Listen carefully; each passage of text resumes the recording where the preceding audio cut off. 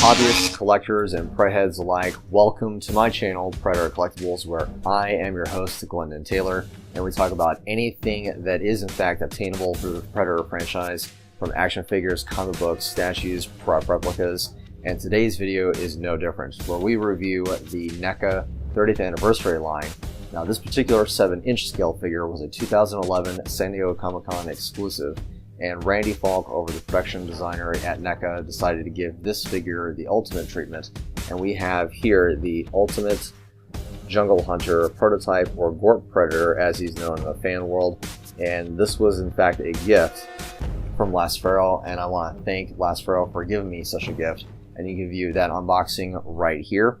Now, I also gave him a gift which he was not aware of, but he happened to be my holiday giveaway winner. So you can view that video up here as well, where you can see what he got in consideration for the holidays and Christmas. Now, the reason I'm doing this particular review is because this is a lot better in sculpt and design, in my personal opinion, compared to the first wave of NECA figures. And there's also some historical significance to why there's two different masks for the same character. Now, in this clip, Stan Winston talks about how he came up with the idea of Predator sitting beside James Cameron on a flight. Take a look. Creature design evolved given the springboard of the Rastafarian warrior that I had seen the drawing of, that Joel had on an airplane flying to Japan with Jim Cameron sitting next to me. And while I was on this airplane flight to Japan, I was sketching concepts for the Predator. Jim Cameron looked over to me and says, "You know, I always wanted to see something with mandibles." And I went, "Oh, really? Well, so what?" Now, in these drawings, you have Stan Winston's concept of what the Predator will in fact look like when it's sculpted out. You have the closed mouth and the open mouth renditions, and then you have the finalized dreadlock pencil and ink version of what the Predator will in fact look like. Now, the head was done, but who's going to draw the body and the armor? Stepping up to that plate is none other than 20-year-old at that time, Steve Wang, who is now a legendary sculptor and monster creator. And in this photograph, he's drawing up the concept work for the Predator, and this is the images that he drew back in 1986. Now, me and Steve Wang, we have been acquaintances for many, many years, and he actually made a comment on my Instagram photograph regarding this particular figure, and he quotes, "This is what the Predator would have looked like had Joel Silvers, the producer, not requested for a simpler mask." So that in turn is very intriguing to me, so I had no other choice but to ask him a little bit more further detailed questions. At what point did he change the mask during production of the movie? Then Steve Wang kindly answered, "No, we were still in Los Angeles. We brought both masks down to Palenque, Mexico, and had Kevin wear the full suit with both masks. Then Joel picked the simpler design because he didn't want people to mistake the mask for his actual face. He wanted people to wonder what was underneath the mask. With either masks, ultimately the audience would have been surprised when he took it off, whether they were anticipating it or not." Now, Steve Wang, of course, knows this more than anybody because he did sculpt, paint, design majority of the Predator features as far as the body and everything like that. So I do believe that's very true. I like this helmet. I do like the simpler helmet as well. So I'm kind of, I guess, biased in that decision-making process. I'd rather have picked both, but one had to go versus the other. So the simpler mask is definitely what we as fans now know, and is iconic to the Predator. Steve Wang believes that, per his answer, regardless of which mask was worn, the audience would have been surprised when he took off his mask and shown off to Arnold Schwarzenegger what he really looked like underneath. But at that point, I went ahead and answered Steve Wang back in regards to that statement. "I agree, but I can ultimately see where he was going with it. You guys definitely made a pop culture icon. Excellent work as always, Steve." I do like this particular Predator as well, and I'm going to go ahead and take him out of the box and show you guys what NECA has done with his Ultimate line in the 30th anniversary edition of Predator. Now, I have to say that for packaging, this is way better. You have the red foil for the lettering of the logo. I think that's awesome. You also have the 30th anniversary on the side. You can take the action figure both out of the box, you can put it back in the box. This is way better than it would be on a card, and I think this is a much more packaging deal for NECA. Now, if you decide to take the action figure out of the box, there are 3 tie wraps, both in the back of the waist and the 2 arms. And you also can tell that there is a skull and spine accessory in his backpack. Not a lot of accessories to behold, but I think this is way better in relation to what it was back in 2011 with better articulation and better all-around sculpt.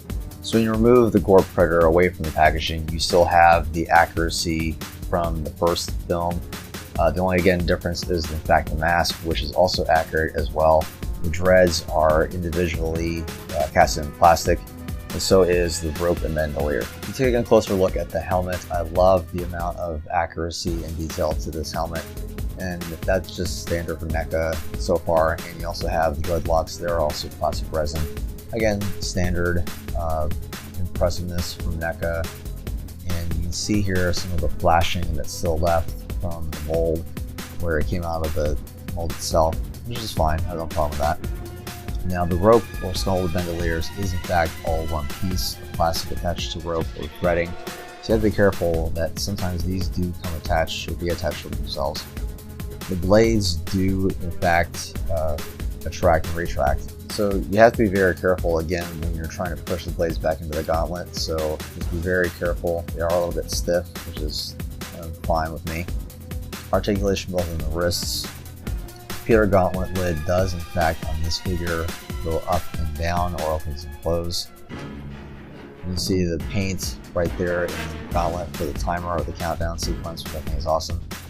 The lid doesn't completely close all the way, but again, you have to be very careful if you try to do that, otherwise you might break it. Looking at the skull and spine accessory, I think this is just amazing. You still have blood, skin, muscle tissue on the skull and spinal column. This is a very, very detailed piece of accessory for the Predator to hold.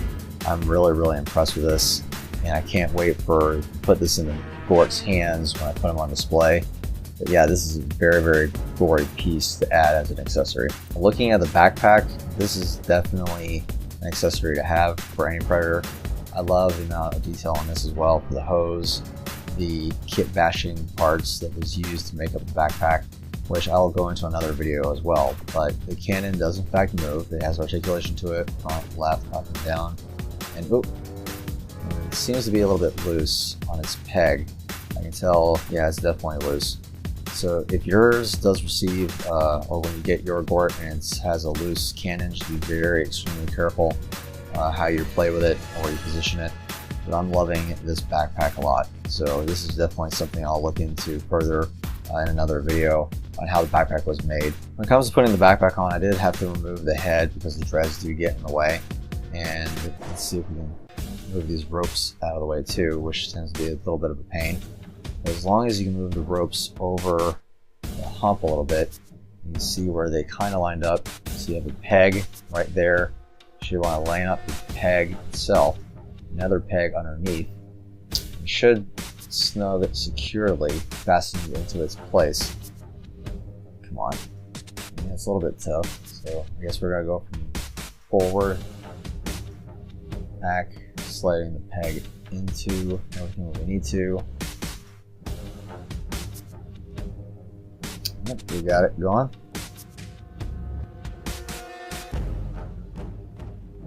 Alright, now that the backpack and cannon's in place, we'll go ahead and put the head back on, which is not going to be easy, but we'll make sure that we get it on there very quickly. There we have it. We have the completed figure with the backpack on. As I mentioned before, the dreadlocks will get in the way, and you'll have to look towards the left. That way the dreads are not beating up against or causing any kind of interference with the backpack. But overall, I'm really loving this figure. I'm glad that I have it in my collection, and that this is going to be an amazing piece to display later on. So as I mentioned before, that with the over 30 points of articulation, I'm really happy to have this as part of my collection. Thank you, Lost Furrow, for giving it to me. Now I'm really addicted. I have to get more. But as always, guys, I want to thank you very much for watching my videos, being a supporter of my channel. I have more videos for the remainder of this year as well as this month, And you can also look for more live streams at the end of this month. My next live stream will be on February 28th at 5 p.m. I want to, again, as always, be humbled that you be on the lookout for that live stream. That way I can talk to you guys, answer any questions you may have, converse about what's going on in the world of Predator. And if there's anything else, please leave a comment down below and stick around for my other videos at the end of this one. There'll be 2 videos, one again on each column, here and here. And if you haven't subscribed yet, I know I don't say it a lot, only because I know YouTube's been around for almost a little over 10 years. It's kind of self-explanatory, but if you do want to subscribe, there'll be a lot of giveaways, a lot of more videos. Make sure you click on that bell icon to make sure you're notified whenever I do upload another video. And again, just simply saying thank you, happy hunting, and I'll see you guys next week.